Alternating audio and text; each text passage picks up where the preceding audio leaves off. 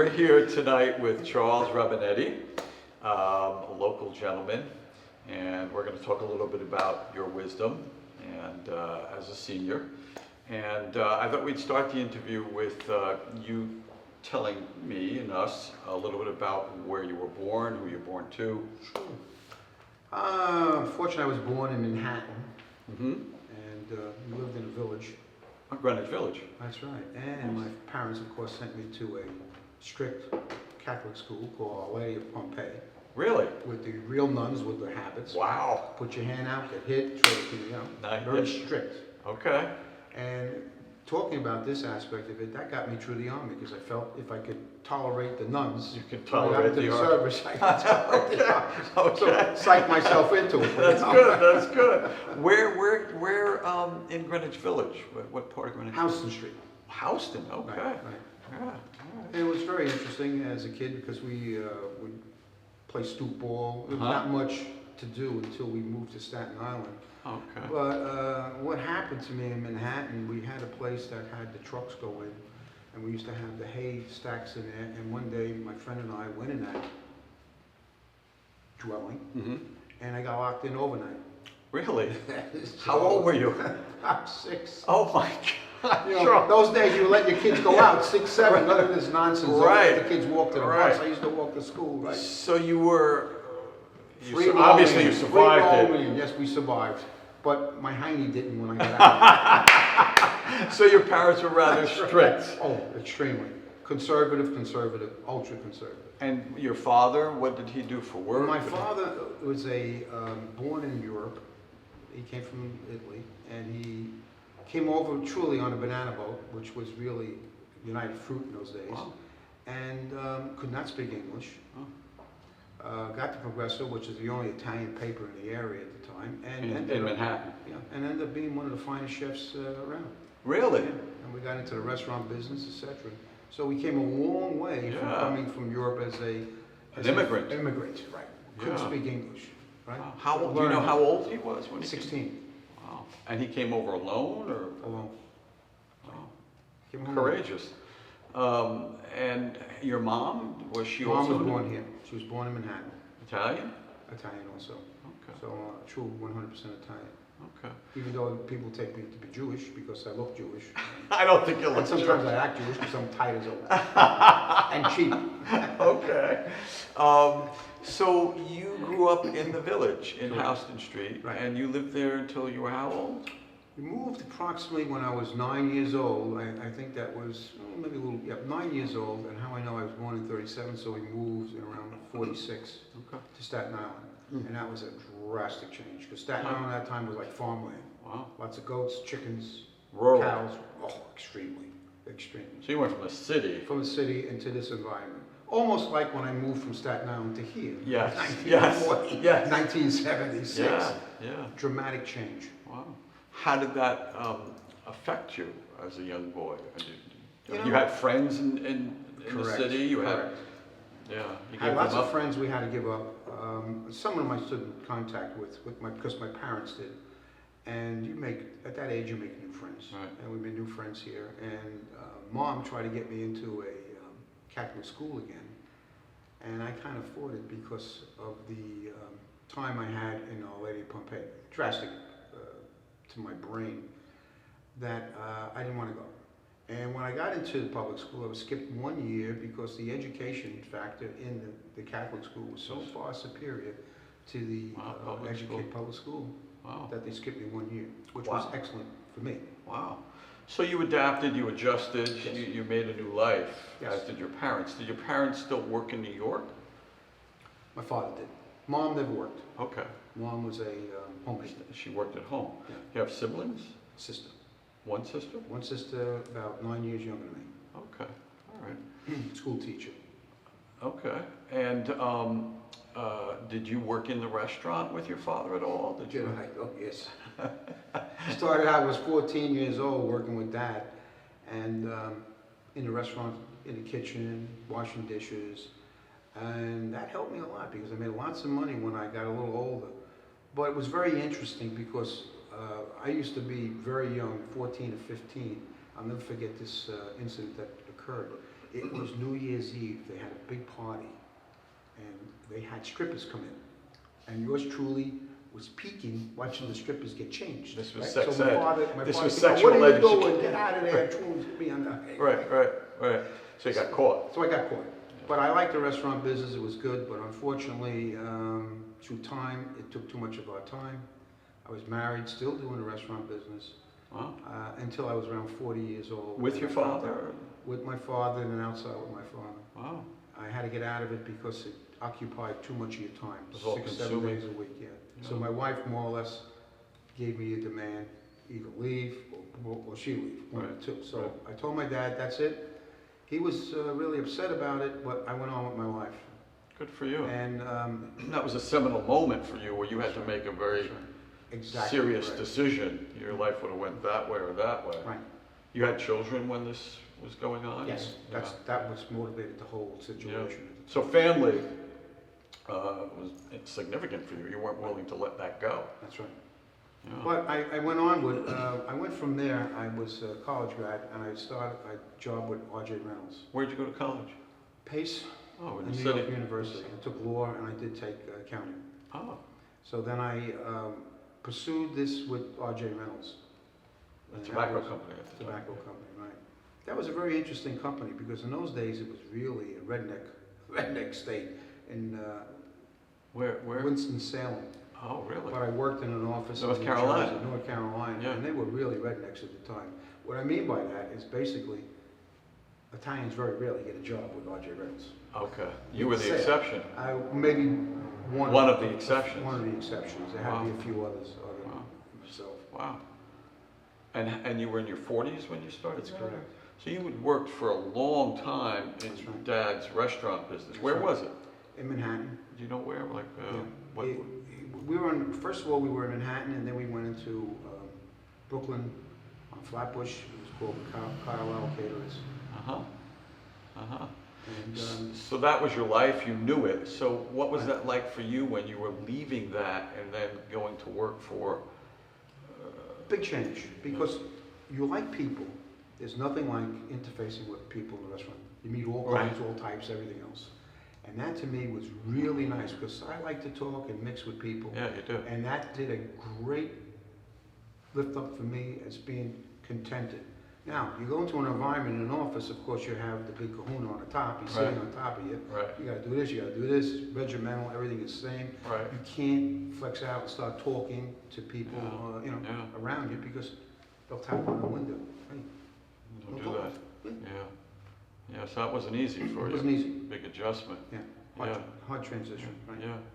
So did you continue to live in Staten Island at that point when you were Yes. with Reynolds? Yes, I lived in Staten Island until we moved in Staten Island 1942, 43, and I moved out in 1976. To here?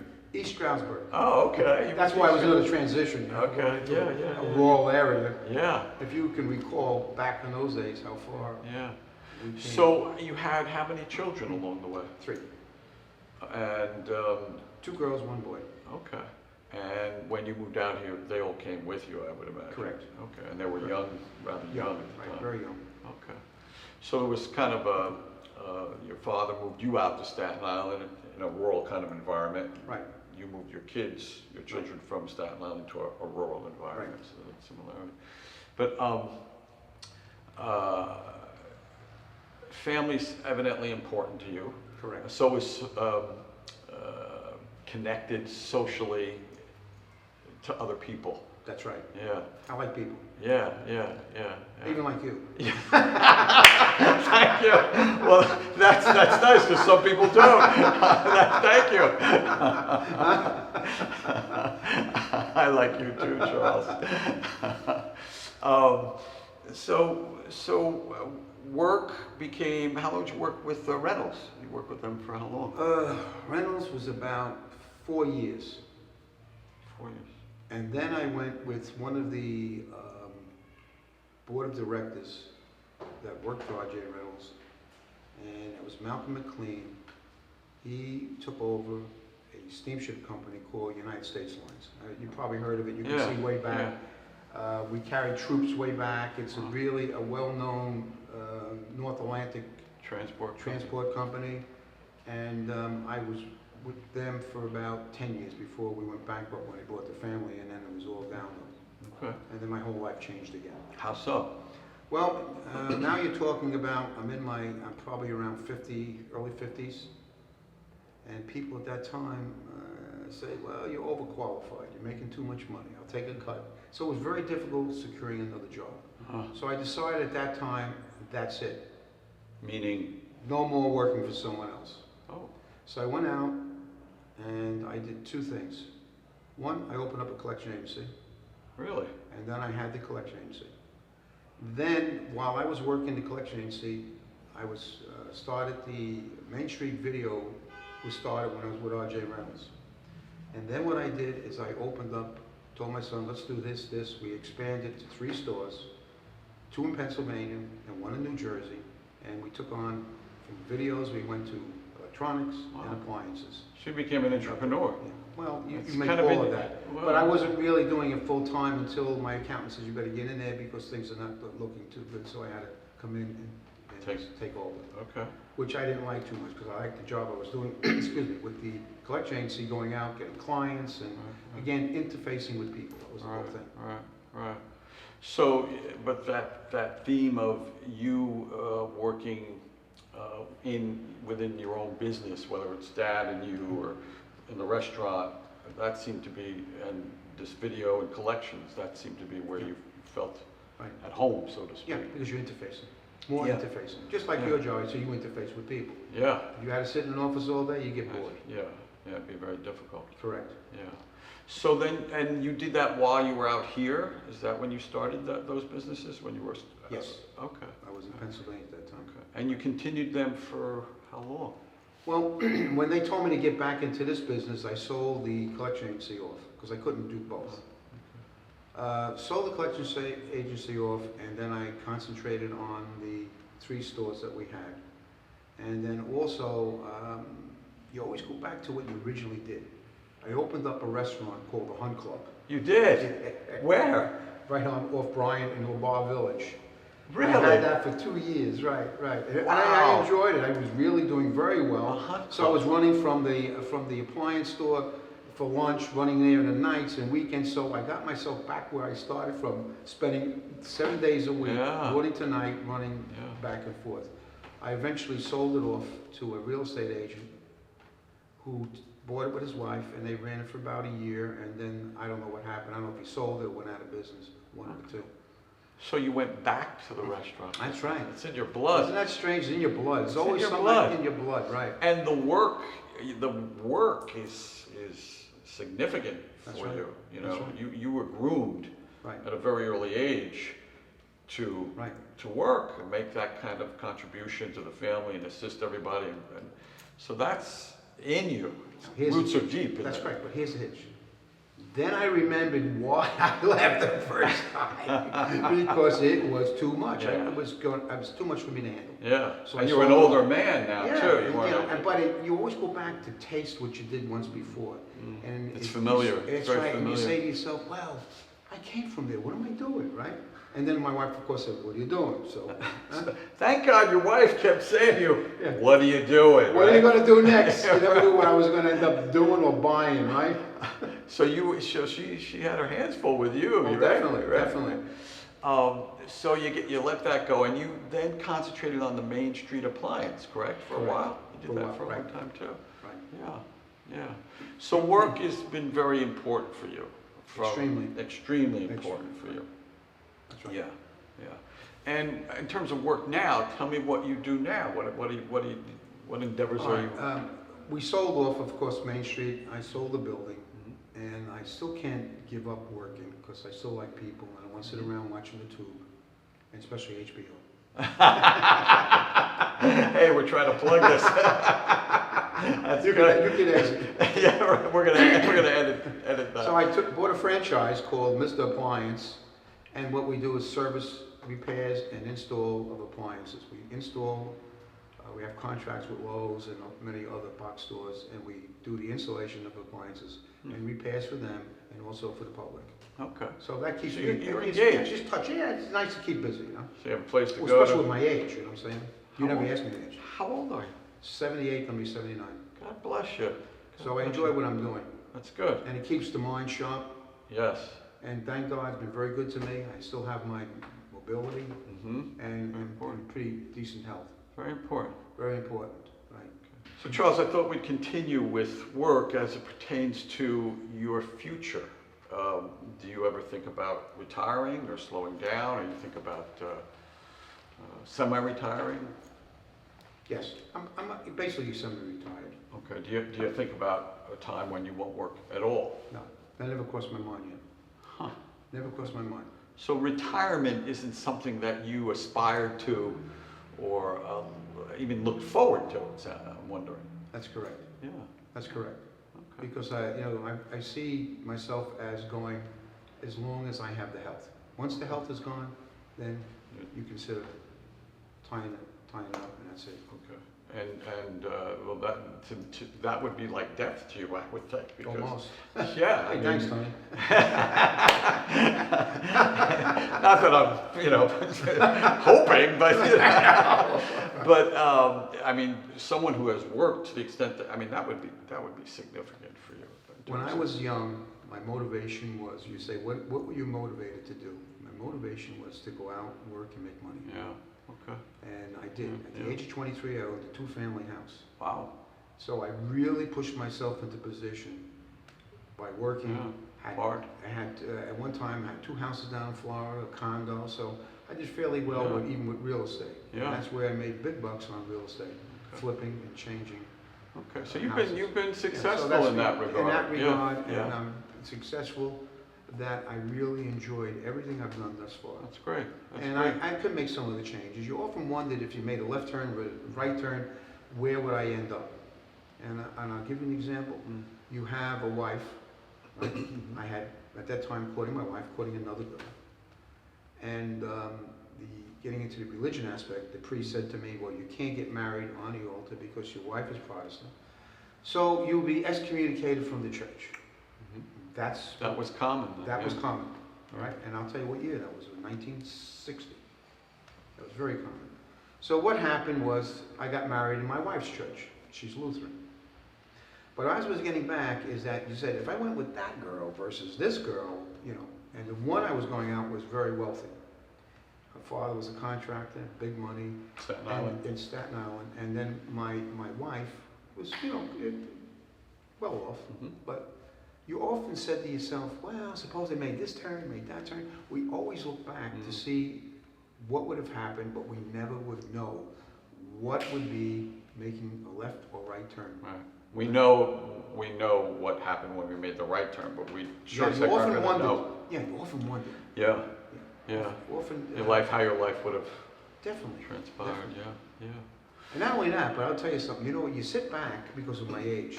We had a class reunion, 60 years. The girl that I was talking about, my wife doesn't see this. She was 19, she graduated in 58, I graduated in 55, and I often wondered what she would look like, But I don't even want to make that attempt to look at, because when you see somebody, you want to lock in to say, well, this is what she looked like. Right. But and I know I'm not the same, nor is she. Right. Maybe if I saw her, I said, oh, thank God. Right? Maybe, who knows? You don't know. You don't know. Yeah. But you always have that on mind. Everybody has that feeling, how you're going to feel with the one you first went out with. The first girl you went out with, Right. you want to know what happened to her, where she is. But I'll What tell was you, her name? Her name, my wife knows the name. Her name was Carol. I'll give you the first name. But anyway, what happened was she was such a gorgeous girl. She ended up being an airline stewardess. Now you get into that period of the mid-60s, being an airline steward, and they were different. They were really, she married a pilot, I know that. Well, that happened. Yeah. Yeah, that happened quite a bit. Okay. And so you said that you were married in a Lutheran church. Correct. But you were raised Catholic. Yes. Do you, and you were raised at times, you said the Conservative and very strict. conservative and strict.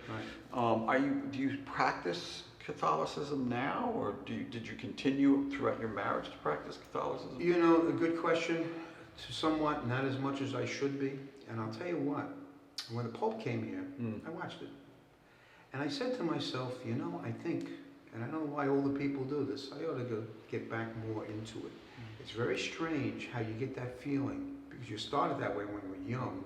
Now that you're going to be exiting, you're saying maybe, you know, this world into somewhere else. Yeah. Is that maybe you should now get involved back more deeply into your true religion that you had. And that's what I'm looking at right now. You're struggling with that? I'm struggling with it, that's correct.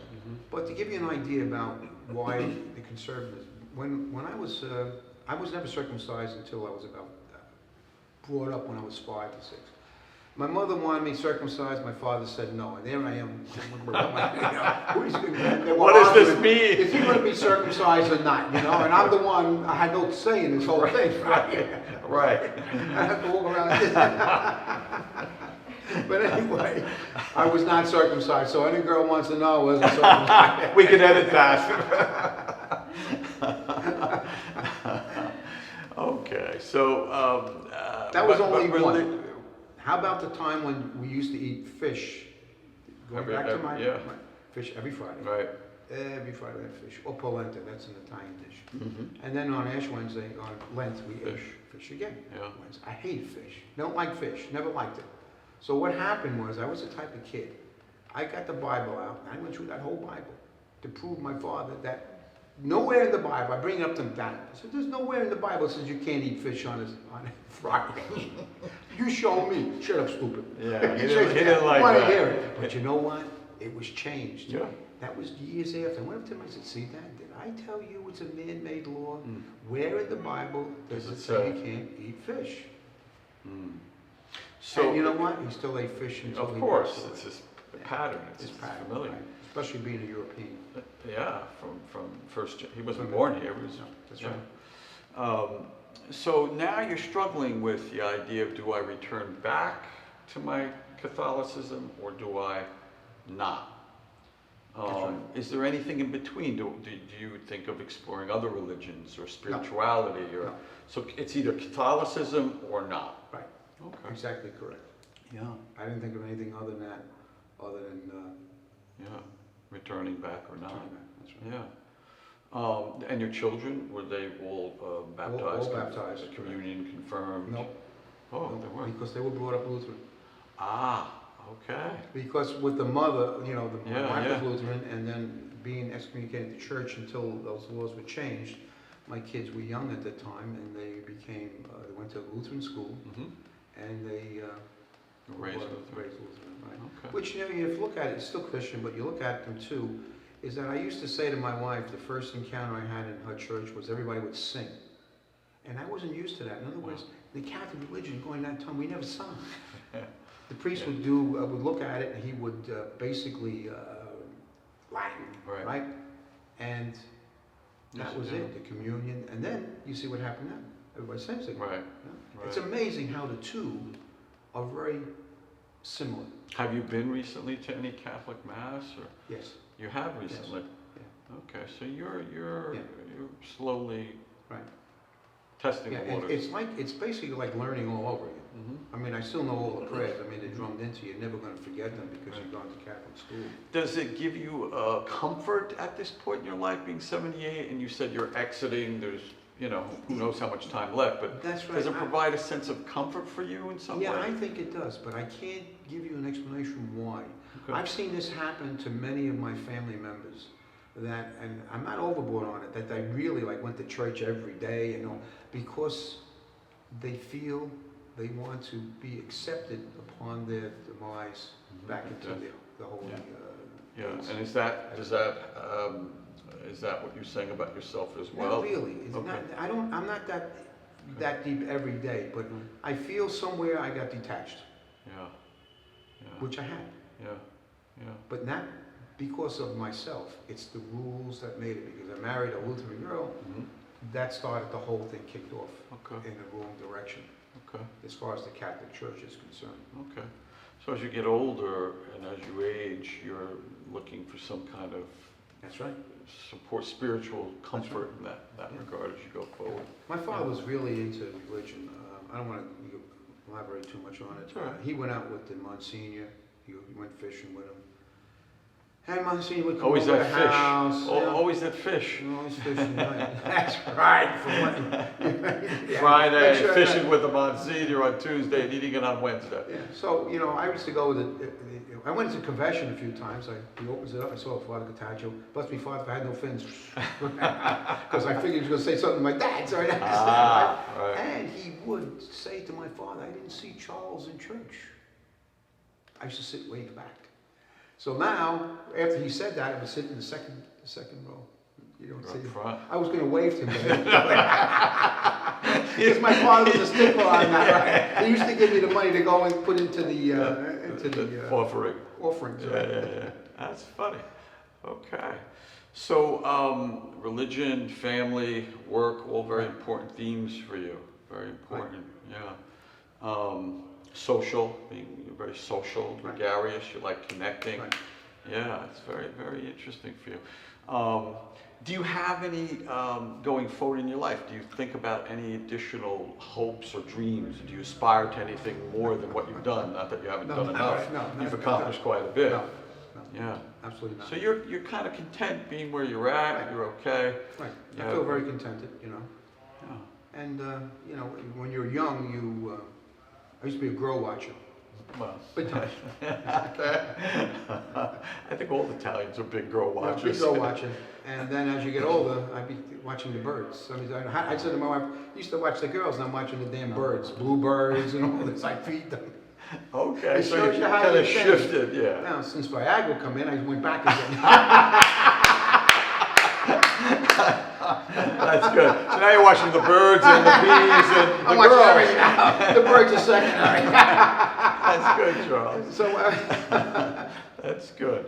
So if I were to ask you to provide for a younger audience that may watch this, if you could provide for them a prescription as to how to live life or what to focus on in life, you know, for some wisdom that you have as a result of your 78 years, what would you say to this younger audience who is looking for some direction, some guidance? well, I would say this, is that if you have a challenge somewhere and you feel you want to do something, pursue it.